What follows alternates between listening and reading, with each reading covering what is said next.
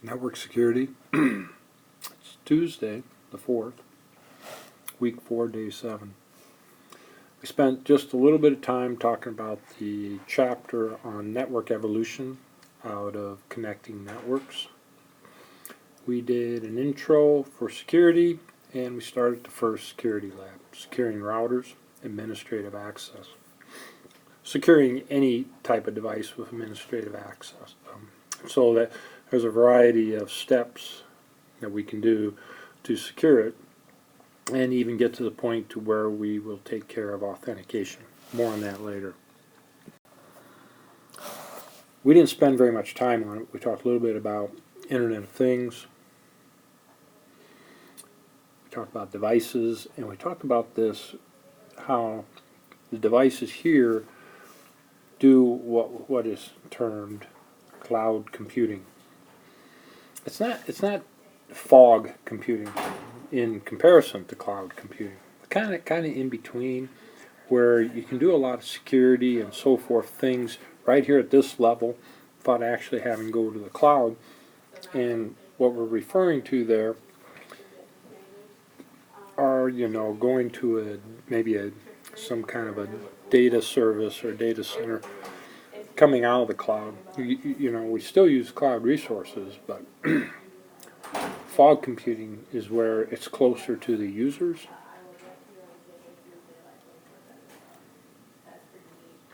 A lot of Internet of Things. Talking to your phone, as an example. Talk a little bit about converged networks. A network handling all of our traffic for all of our Internet of Things and just everything.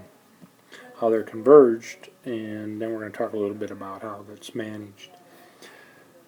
We mentioned virtualization, where we have east-west virtualization internally, and then coming in and out of your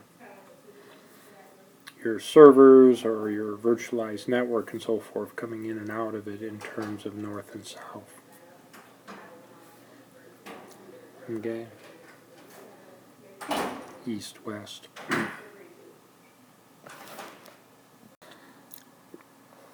Talked a little bit about cloud data centers, how they compare. You can actually reserve space in a data center and put all your servers and everything in there. Use their infrastructure, or you can use their platform and still run your own apps, or you can software as a service. You can just say, this is the software, we're going to use all of your stuff. Also, you can get IT services as a service. Something maybe like McGladrey would help you with your technology. So it would be managing your information technology as a service. And we still look at, we've got the hardware, we have software that communicates with the hardware, we have OS communicating, and all those are supplying us services. A lot of times you'll think of this as being some kind of applications to solve whatever we want to solve. We talked a little bit about virtualization, not a lot. We actually have virtualization courses, but we talked a little bit about network virtualization. And we watched there's a good video in the curriculum talking about software design networks.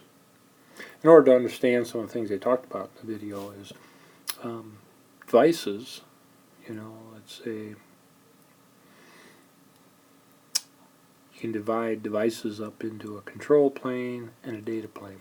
Or the data plane is sometimes called the forwarding plane, where you forward things.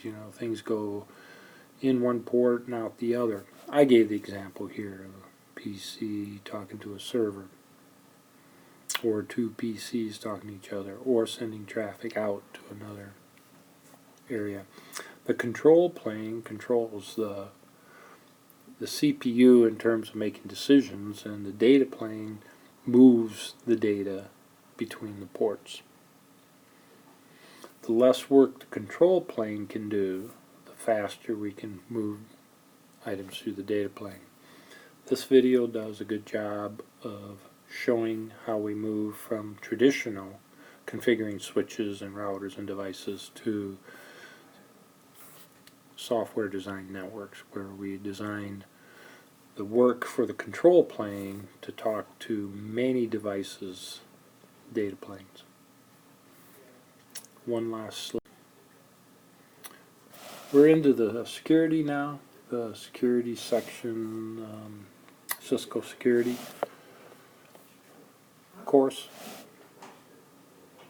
We talked about, mostly we're going to reference securing data. There's lots of other assets in a company, but we're going to talk about the data. Is the data accurate? Who can see the data?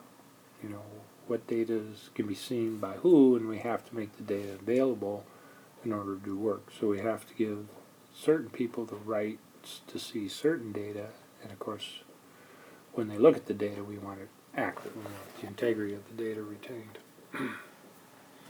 And so security issues can arise. A DOS, denial of service attack, can keep data from being available. People can hack in and see data and use it in illegal ways or nefarious ways. Of course, people can create false data. They can take data, manipulate it, make it appear to be one thing but not be true. Actually change the data in some respects. And so we have a couple other things we mentioned. The states of data. Either data is stored, data is in transit, or it's being processed. And we need to secure it no matter where it is. And in order to protect the data, we have products and devices. We have all kinds of software. We have intrusion protection systems, which is a combination of software and a device. We have firewalls. Firewalls can be software developed, or they can be a physical box that's a firewall that has the firewall software in it. There are all kinds of different devices that can screen traffic and sort it out. There's virus software. There's end device security, how we access networks, and so forth. There's all of these products that we can use. We have to have procedures, how we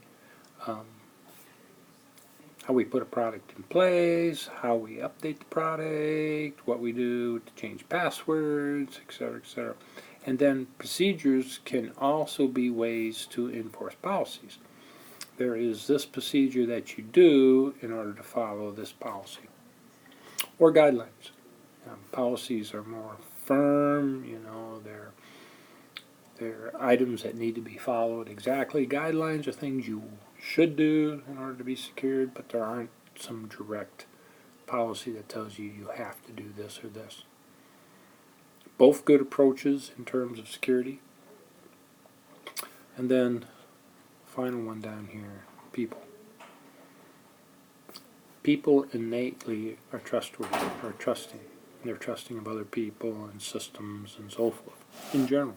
So we need to help protect people from themselves sometimes. We need to develop security situations where somebody doesn't do something bad and not even mean it. Okay? And of course then we have to manage the other side of people who want to do something bad or are looking to do either something to gain their own reputation, financially, or whatever it might be, or to move up in the company. Okay, well, we have students started a lab, so a security lab that they started, and it's from Chapter 2.